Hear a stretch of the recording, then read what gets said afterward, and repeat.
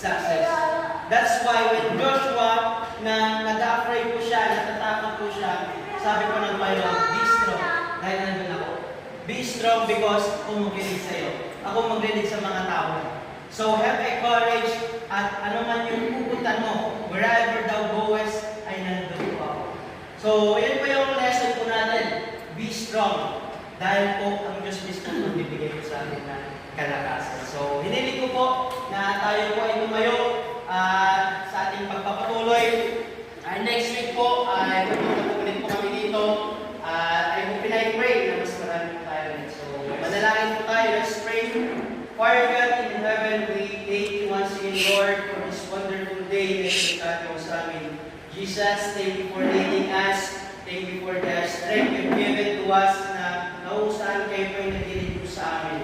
Lord, be with them, strengthen our faith, at salamat Panginoon sa mga oras mo na ito na pwede mo namin pag-aralan ng iyong salita. Lord, sa aming pagtatapos, natanim po sila, and provide their needs, Panginoon, at always na magpatuloy po sa iyong gawain, Panginoon. Maraming salamat po, and forgive us sa mga shortcomings na nalabas na tayo. I'm in Christ, may pray.